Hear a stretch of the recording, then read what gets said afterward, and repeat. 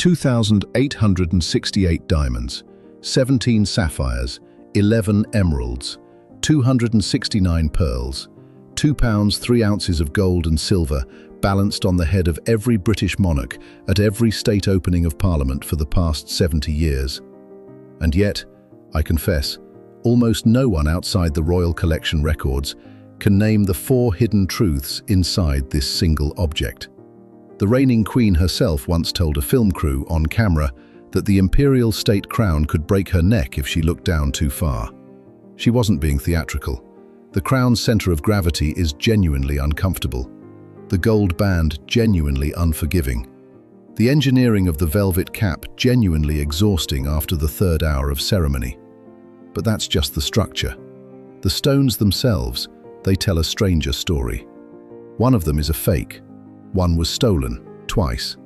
One was moved across the back of the crown in 1909 to make space. And one of them has writing on its base most viewers have never seen. Today, I want to take you inside the Imperial State Crown, the way I learned it across the V&A archives, piece by piece, stone by stone, modification by modification. We'll uncover what the official tour skips, what the lapidary records actually say, and why a crown that looks centuries old is, in its current form, younger than my own father. Let's begin. Before we open the first stone, I should explain why this particular crown matters more than most viewers realize. The Imperial State Crown is not the coronation crown. The coronation crown is St Edward's crown, heavier, older in its current form, used only at the moment of crowning itself. The Imperial State Crown is the working crown. It is the one the monarch wears at the close of the coronation service, leaving Westminster Abbey. It is the one worn at every state opening of Parliament. It is the one that travels by carriage to the Palace of Westminster on its own velvet cushion, escorted by armed guards whenever Parliament is opened. It is, in plain terms, the crown of the monarchy at work. And the way it travels is itself a piece of theatre most viewers never see. On the morning of every state opening of Parliament, the Imperial State Crown is removed from its glass case in the Jewel House at the Tower of London, placed on a custom velvet cushion, loaded into a horse-drawn carriage of the Royal Mews, and escorted by armed cavalry through central London to the Palace of Westminster. The carriage carrying the crown travels separately from the monarch. The crown is, in protocol terms, attended in its own right. It is met at the entrance to Westminster, transferred to a smaller cushion, carried by an officer of the royal household into the robing room, and only then placed on the head of the monarch immediately before the procession into the Lord's chamber. The whole transit takes approximately 40 minutes from tower to palace. It happens in public. Almost no one watches. And yet, and this is the part most royal coverage doesn't tell you, the version we see today is, in its physical frame, much younger than the institution it represents. The frame was made in 1937. The arches were lowered in 1953. The current pattern of stones reflects decisions made by Edward VII in 1909, by Queen Victoria's jewellers in 1838, and by the Restoration jewellers under Charles II in 1660. The crown is not an artifact, it is an accumulation, and today we're going to read it the way a curator reads it. So let me take you to the front of the crown. Stand directly in front of the glass case in the Jewel House at the Tower of London and look at the centre of the gold band. The first thing you'll see is a large red stone. It is approximately 170 carats, irregular in shape, a soft oval, slightly flattened, polished but not cut into facets in the modern sense. It looks ancient. It looks like the kind of stone the word ruby was invented for. It is not a ruby. What few people realize, and what the official guidebooks at the Tower of London still, 600 years on, do not print on the public-facing placards, is that the Black Prince's ruby is a red spinel. A spinel is a chemically distinct mineral. It can look identical to a ruby to the unaided eye. It is also, gemologically speaking, less rare. The two minerals were not properly distinguished until 1783, when a French chemist named Romé de Lille separated them through careful analysis. Before that date, every red stone in every European royal collection was, by convention, called a ruby. So the most famous ruby in the British Crown jewels has been a publicly named misnomer for over 600 years. Honestly, I find this rather endearing. The audience deserves to know there's no shame in spinel. The mineral has its own remarkable history, but the name has stuck because the name carries the legend. And the legend is genuinely worth knowing. The Black Prince's ruby was, according to 14th century chroniclers, taken from the body of a Spanish prince after a battle in 1366. The Battle of Nájera in northern Castile was fought between Pedro the Cruel of Castile and his half-brother Enrique.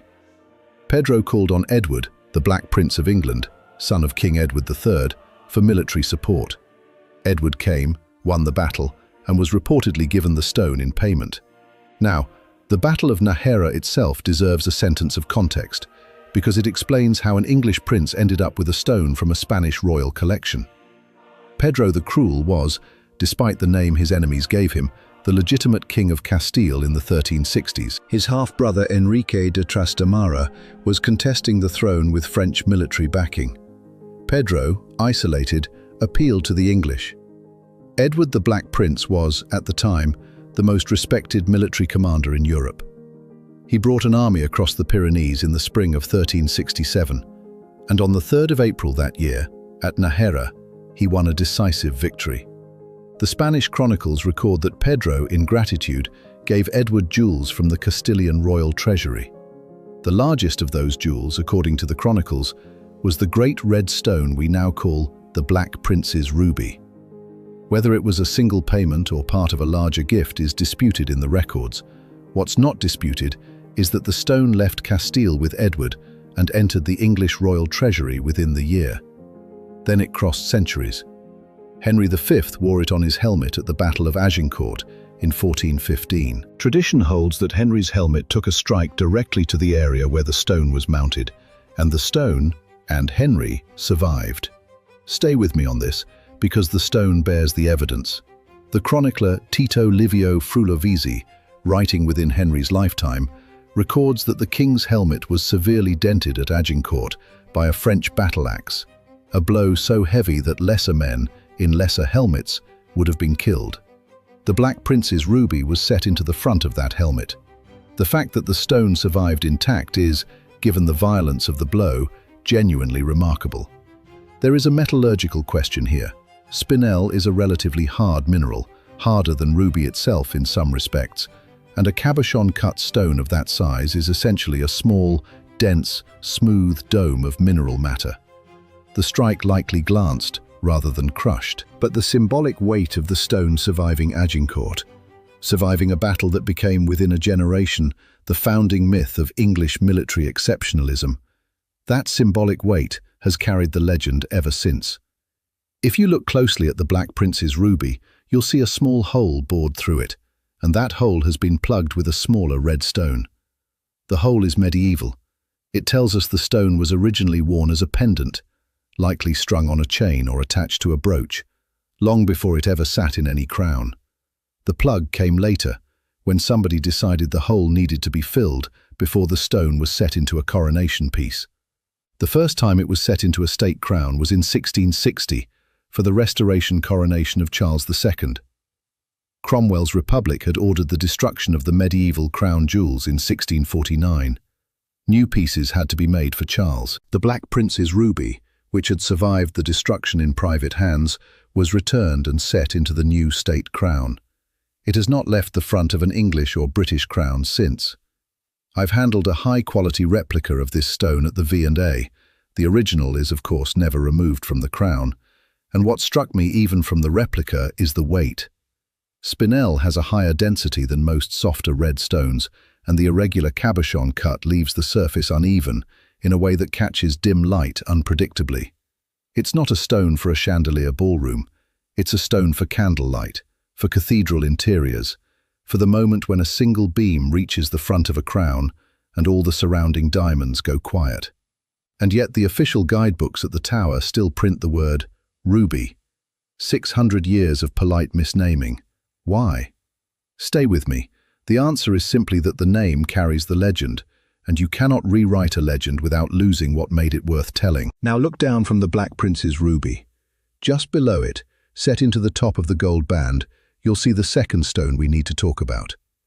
It is rectangular, it is enormous, it is colorless. It is the Cullinan II diamond, and at 317 carats, it is the second largest cut diamond in the world. The Cullinan II story begins on the 25th of January 1905 at the Premier Mine near the town of Cullinan in what was then the Transvaal colony in South Africa. A surface manager named Frederick Wells noticed an unusual reflection in the wall of the open-cast pit. He had a workman climb up with a knife. The workman pried out what looked like a chunk of glass. It was not glass. It was a single rough diamond crystal weighing 3,106 3/4 carats.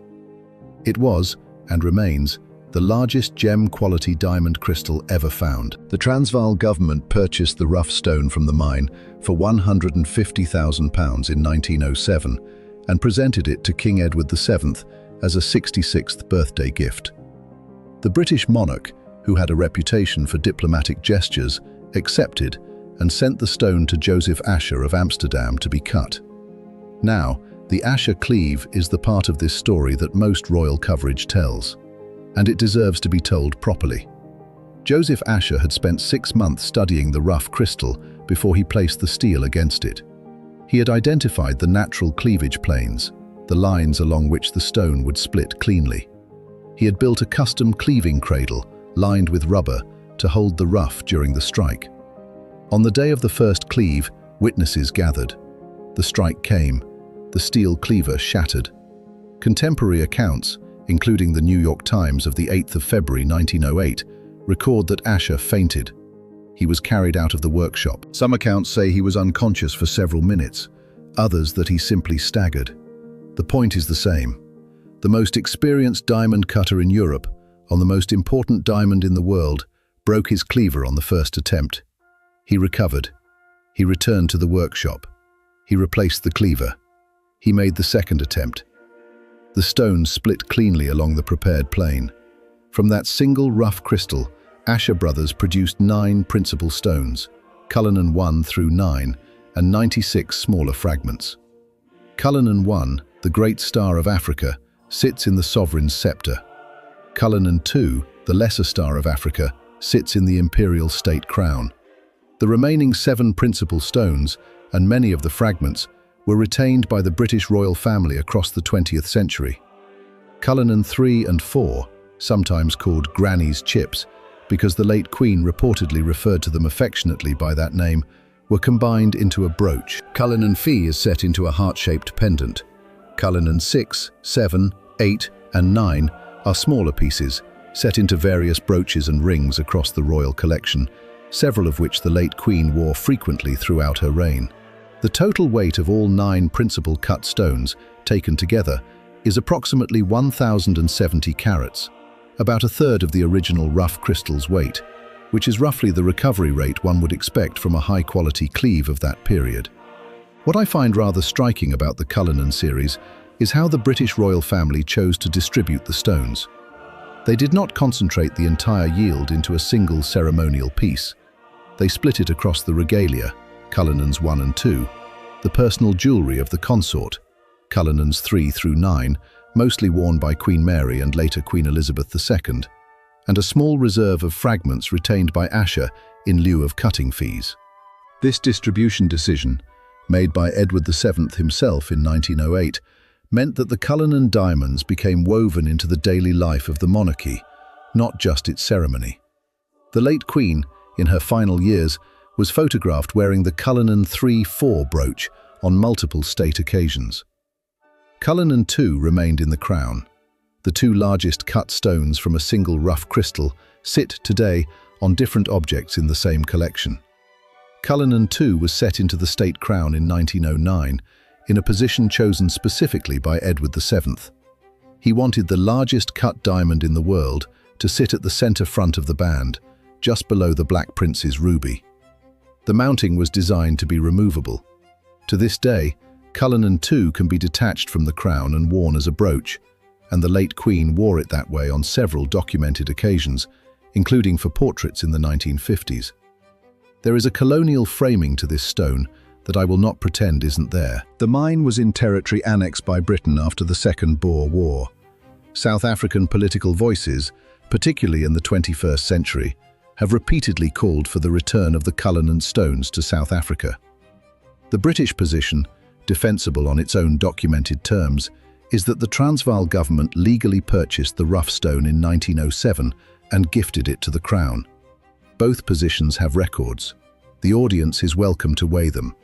What I'll say as a curator is that the Cullinan II is technically remarkable in a way that goes beyond its size. The cushion cut catches light from oblique angles in ways that round brilliance cannot. From directly in front, it looks like a flat sheet of ice. From a quarter turn to the side, it explodes. Edward VII chose its position because, at the center front of the band, the stone catches the most light during a state opening procession. It is, as a piece of stagecraft, genuinely brilliant. But the Cullinan II almost wasn't in the Crown at all. There was a moment in 1937, when the new frame was being built for George VI's coronation, that the original 1909 mounting was reconsidered. The Garrard workshop notes from that year, held in the Royal Collection Archive, record that several alternative positions were sketched. The decision to retain Edward VII's 1909 placement was, according to the notes, made directly by King George VI personally. And the reason involves the next stone we're going to look at. Now, before we continue, I want to take a moment, because here's where the story turns. We've just spent 10 minutes looking at the two most famous stones in the Imperial State Crown, a 600-year-old spinel that everyone calls a ruby, and the second largest cut diamond in the world. These are the headline stones. These are the ones that go in the postcards. These are the ones the official tour stops at. And yet, and I really want you to sit with this, the most important stone in the crown, in my view, is neither of these. It is a small, quiet 8-carat sapphire that sits at the very top of the cross-pattée, almost invisible to most visitors. We'll get to it. But to understand why it matters, we have to first look at what happened to a stone that used to be at the front of the crown, and isn't anymore. This is the Stuart Sapphire. If you walk around the glass case at the tower and look at the back of the crown, most visitors don't, because the visitor route loops past the front, you'll see, set into the gold band at the rear, a large, oval-cut blue stone. It is approximately 104 carats. It has, if you look closely, a small hole drilled through near the top, plugged in the same medieval style as the Black Prince's ruby. The Stuart Sapphire is, I would argue, the most dynastically loaded stone in the entire crown. Its provenance traces back to the Stuart family, the royal house that ruled England, Scotland and Ireland from 1603 to 1714. Tradition holds that James II, when he fled into exile in 1688 after the Glorious Revolution, took the Stuart Sapphire with him. It then passed through the Jacobite succession in exile, eventually reaching Cardinal Henry Benedict Stuart, the last Catholic claimant to the British throne, who held it until his death in 1807. Cardinal Stuart's life is itself worth a brief detour because it explains how a 17th century English royal sapphire ended up in the hands of a Catholic cardinal in Rome. Henry Benedict Stuart was the younger brother of Bonnie Prince Charles Edward Stuart, the Young Pretender, the leader of the 1745 Jacobite rising that ended at the Battle of Culloden. After Culloden, the Jacobite cause collapsed. Henry Benedict took holy orders, was made a cardinal in 1747, and lived out his long life in the Vatican. When his older brother died childless in 1788, Henry Benedict became, in the eyes of Jacobites, the legitimate king of England, Scotland and Ireland, styling himself King Henry IX. He never pressed the claim, never set foot in Britain, and spent his retirement curating what remained of the Stuart family's portable wealth. The sapphire was part of that retirement collection. When Cardinal Stuart died in 1807, his estate was, in a curious diplomatic moment, partially settled with the British Crown. King George III had been quietly providing the cardinal with a pension during his final years, partly as charity, partly as a discreet gesture of reconciliation between the houses. After his death, the cardinal's executors returned several Stuart jewels to George III, including, by the most plausible reading of the records, the sapphire we now call the Stuart Sapphire. The exact transmission is disputed. Some scholars argue the sapphire was purchased separately, others that it was returned as part of the estate settlement. The records have gaps because the transmission was deliberately discreet. A king of England did not want it widely publicized that he was repatriating relics of the dynasty his ancestors had deposed. By 1838, it had been set into Queen Victoria's State Crown, and not at the back. At the front, in the position of honor. For 70 years it was the centerpiece of the British monarch's working crown. Then, 1909 happened. Edward VII, with the newly cut Cullinan II in his hands, made a decision. The new diamond would go at the front. The Stuart Sapphire would be moved to the back. Workshop records from the Garrard archive show this was a single decision made over the course of one afternoon. The Stuart was demoted. The Cullinan was installed. The crown's visual hierarchy changed, and has not changed since. I find this rather striking. From a curatorial standpoint, the relocation tells us as much about Edwardian taste as it does about the stone itself. The Cullinan II had to be at the front because it was new, scientifically remarkable, and politically meaningful. A diplomatic gesture from the Transvaal government made into the centerpiece of the British crown. The Stuart Sapphire, older, dynastically loaded, and quietly disputed, accepted the demotion in silence. There's also a scholarly debate I should mention briefly. Some sources argue that the stone in the current crown is not in fact the same Stuart Sapphire that James II carried into exile. The transmission records have gaps in the 18th century. The Royal Collection's official position is consistent identification, and the documented chain from 1838 onward is solid. But for the period between 1688 and 1838, the century and a half between James II's exile and Victoria's coronation, the trail is fragmentary. So when we look at the Stuart Sapphire today, we're looking at a stone that may or may not be exactly the stone James II took into exile, that was the front stone of the working crown for 70 years, and that was moved to the back in a single afternoon to make room for a diamond newer than any of the controversies that came before it. It is, in its way, a portrait of how the modern British monarchy chose to remember itself. Continuity in name, modification in practice. And the reason the Stuart Sapphire was moved, it sets up the most important hidden detail in the entire crown. We're about to look at the engraving. Right at the top of the Imperial State Crown, above the gold arches, sits a small cross-pattée. A cross-pattée is a heraldic cross with arms that flare outward, the standard form for British royal crowns. Set into the center of this cross, you'll see a small octagonal cut sapphire, approximately 8 carats, cool deep blue. It is by far the smallest of the 4 named stones we're discussing today. It is also by far the oldest. This is the St Edward Sapphire. According to tradition, it was originally set into a ring worn by Edward the Confessor, King of England from 1042 to 1066. Edward the Confessor is the only English king canonized as a saint, and his ring was, even during his lifetime, considered a relic. There's a medieval hagiography, and I want to flag clearly that this is hagiography, not verified history, that holds Edward gave the ring to a beggar who was later identified as St John the Evangelist in disguise, and who returned the ring through a pilgrim some years later. What we know more reliably is that when Edward the Confessor's body was reburied at Westminster Abbey in 1163, almost a century after his death, the sapphire was reportedly recovered from his grave and placed in the Abbey's relic collection. The 1163 reburial was itself a significant ceremonial event. Edward had been canonized by the Vatican 2 years earlier, in 1161, and the Abbey wanted to elevate his remains to a position of greater veneration. The reburial was attended by King Henry II, who had personally championed the canonization, and by Thomas Becket, the Archbishop of Canterbury, who would himself be murdered 7 years later. When the body was disinterred for translation to the new shrine, the sapphire ring on Edward's finger was, according to the Abbey chroniclers, found intact. The ring itself eventually disintegrated, the stone survived, and was placed in the Abbey's relic collection. It then crossed the medieval period in various ecclesiastical settings, sometimes in the abbey, sometimes attached to processional crosses, sometimes incorporated into smaller reliquaries. The Reformation under Henry VIII threatened many such relics, but the St Edward Sapphire seems to have survived through quiet relocation. The Cromwell regime in 1649 ordered the destruction of the medieval crown jewels.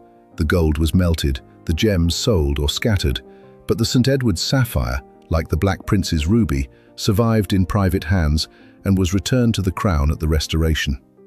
It was set into the new state crown in 1660 and has been a part of every British state crown since. In 1838, when Queen Victoria's state crown was made, the St Edward Sapphire was placed at the apex of the cross-pattée, the very top of the crown, the highest point. It was reset into the modern Imperial State Crown frame in 1937 in the same position.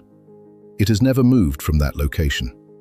What I find most personally moving about this stone is its survival. Every other element in the Imperial State Crown is a story of acquisition, modification, or political circumstance. The St Edward Sapphire is just old. It has outlasted dynasties. It carries no controversy, no colonial weight, no recent recut. It is simply, quietly, the longest-serving thing in the room. And then there's the engraving.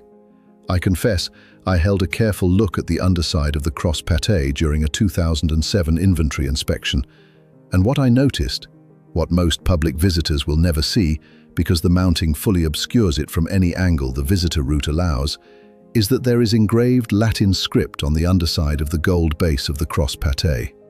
The script is partially obscured by the modern mount. The full text has not, to my knowledge, been published in popular sources. What I can say is that the engraving is consistent with 17th century goldwork, likely added during the 1660 restoration setting, and it likely refers to the saintly origin of the stone. Whether the inscription names Edward the Confessor explicitly, or simply makes a Latin invocation, or carries a craftsman's mark, is not fully documented in the public record. It is the kind of detail that, as a curator, I find deeply moving. The piece carries a message. The message has been carried, unread, on the head of every monarch since 1660. The current monarch wears every state opening an inscription she almost certainly cannot read without removing the cap and dismounting the cross, and may in fact never have read at all. This is what I mean when I say the crown is not an artifact. It is an accumulation. Every monarch since the Restoration has, in some small way, signed the crown, through reset, modification, or the simple act of wearing it. The crown carries those signatures in its shape, in its stones, in the position of every element.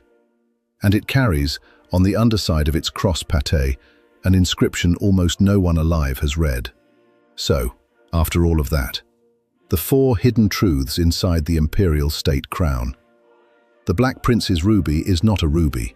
It is a spinel, drilled through and plugged, 600 years of polite misnaming. The Cullinan II has a colonial provenance the official tour does not address, not because the records are unclear, but because the records are clear and politically uncomfortable.